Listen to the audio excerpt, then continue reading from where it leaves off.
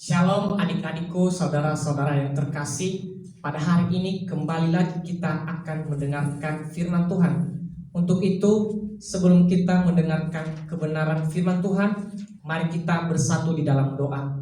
Bapa yang baik, kami sungguh mengucap syukur untuk kasih anugerah Tuhan di dalam hidup kami. Sebentar hamba-Mu akan menyampaikan kebenaran firman-Mu Tuhan. Engkau layakkan hamba-Mu, Engkau kuduskan, Engkau ampuni hamba-Mu Tuhan. Biarlah setiap apa yang disampaikan hamba-Mu boleh dimengerti, dipahami oleh adik-adik yang terkasih, saudara-saudara yang terkasih. Biarlah pimpinan Roh Kudus menolong kami Tuhan untuk mengerti kebenaran firman Tuhan. Terima kasih Tuhan Yesus, kami mau mendengarkan kebenaran firman Tuhan. Di dalam nama Yesus kami berdoa, kami mengucap syukur. Amin. Shalom adik-adikku, saudara-saudara yang terkasih. Apa kabar semuanya adik-adik? Baik kakak. Kalau saya bilang nanti apa kabar, adik-adik bilang luar biasa, yes, yes, yes. Sekali lagi, apa kabar adik-adik? Luar biasa, yes, yes, yes. Luar biasa, puji Tuhan. Saudara-saudara yang terkasih, mengapa kakak memanggil adik-adik sebagai saudara? Karena kita sebagai saudara di dalam Tuhan. Karena adik-adik saya anggap sebagai saudara kakak sendiri. Maka kita sebagai orang-orang yang sudah percaya di gereja Tuhan, maka kita semua adalah saudara di dalam Tuhan. Artinya ada kedekatan, ada hubungan keluarga sebagai umat Allah, yaitu bagi setiap kita yang hadir di tempat ini untuk mendengarkan firman Tuhan. Saudara-saudaraku yang terkasih, saya mau mengajak adik-adik untuk memberikan salam kepada saudara yang di sebelah kanan dan di sebelah kiri. Katakan, kamu adalah saudaraku. Katakan, kamu adalah saudaraku.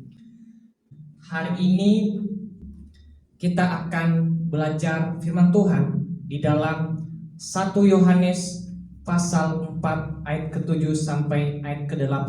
Sekali lagi, 1 Yohanes pasal 4 ayat yang ke-7 sampai ayat yang ke-8.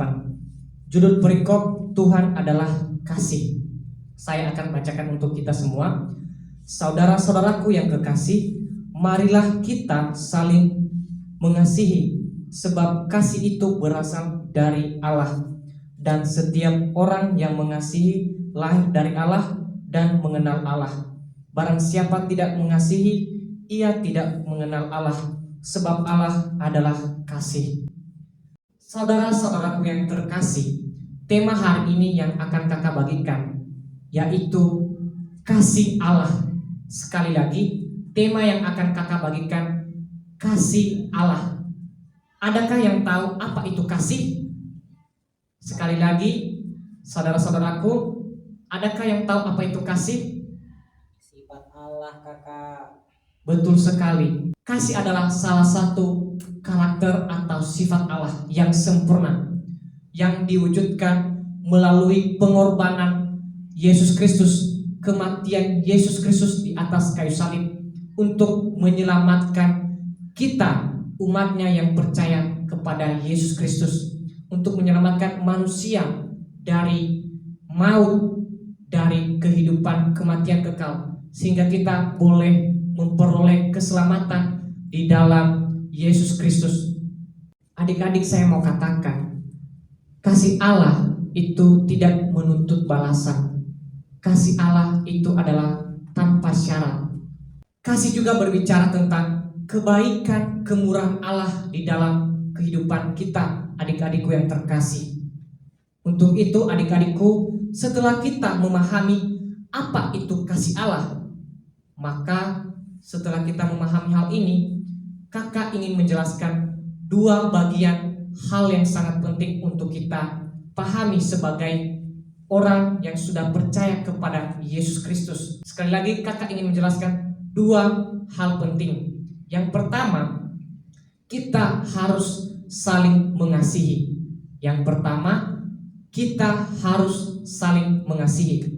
Di dalam ayat yang ke-7 berkata, saudara-saudaraku yang kekasih, marilah kita saling mengasihi, sebab kasih itu berasal dari Allah, dan setiap orang yang mengasihi lahir dari Allah dan mengenal Allah. Adik-adikku yang terkasih, saling mengasihi artinya saling memperhatikan, saling menolong, saling peduli satu dengan yang lain. Saudara-saudaraku, adik-adikku yang terkasih, kita adalah anak-anak Allah. Identitas kita di hadapan Allah adalah anak-anak Allah. Maka kita sebagai anak-anak Allah, kita harus mencerminkan kasih Allah. Firman Tuhan mengingatkan kita untuk marilah kita saling mengasihi. Misalnya ketika adik-adik mungkin membawa sepeda motor untuk ke gereja, ketika saudara mungkin bertemu dengan saudara yang berjalan kaki, apakah saudara akan melihat atau apa yang akan saudara lakukan? Maka adik-adik harus menolong, memberikan tumpangan kepada saudara yang sedang jalan kaki. Mungkin ketika adik-adik di sekolah, apa yang harus adik-adik lakukan? Misalnya menolong teman-teman di kelas. Mungkin ada satu teman yang tidak ada pulpen atau tidak ada buku, maka saudara adik-adik yang ada buku atau pulpen lebih boleh membagikan, menolong teman yang tidak ada buku, yang tidak ada pulpen.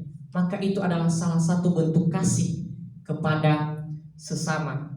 Begitupun juga misalnya ketika di rumah adik-adik menolong orang tua, mungkin laki-laki menyapu lantai, membantu papa di rumah, pekerjaan apa yang disuruh papa untuk kalian lakukan.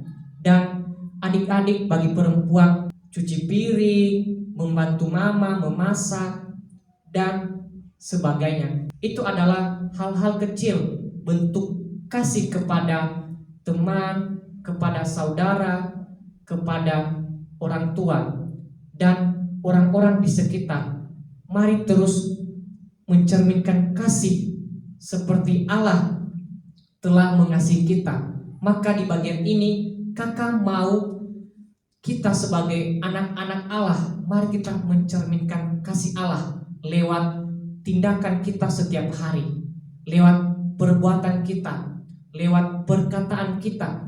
Apakah adik-adik sudah menjadi berkat kepada saudara-saudara, kepada orang tua, kepada sesama, kepada orang-orang di sekitar kita? Mari kita menjadi berkat lewat kasih, lewat hidup kita. Maka melalui hidup kita, orang-orang di sekitar kita boleh memuliakan Kristus lewat hidup kita. Adik-adik ketika mengasihi sesama, jangan menuntut balasan atau meminta imbalan, tetapi ketika adik-adik mengasihi, menolong sesama, adik-adik melakukannya dengan ikhlas, melakukannya dengan hati yang tulus. Itu adalah bentuk kasih yang Allah maksudkan di dalam kehidupan kita, untuk kita melakukan kasih Allah kepada sesama kita. Adik-adikku yang terkasih, setelah kita memahami bagaimana kita saling mengasihi, sekarang hal yang kedua yang kakak mau jelaskan kepada kita, yaitu jangan egois. Sekali lagi, hal yang kedua yang kakak ingin jelaskan, jangan egois. Di dalam ayat ke-8 berkata, barang siapa tidak mengasihi, ia tidak mengenal Allah, sebab Allah adalah kasih. Adik-adikku, saudaraku yang terkasih, firman Tuhan menegur kita supaya kita jangan mementingkan diri kita sendiri.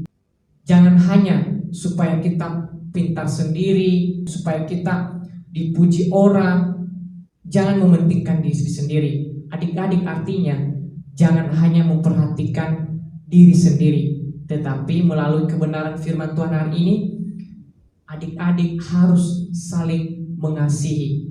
Adik-adik juga jangan memiliki sikap sombong, perilaku yang tidak baik, misalnya melawan guru di sekolah, melawan orang tua di rumah, melakukan tindakan pembulian kepada teman-teman. Banyak sekarang adik-adik yang lagi viral di media sosial, mereka melakukan tindakan-tindakan hal yang tidak baik kepada teman-teman mereka.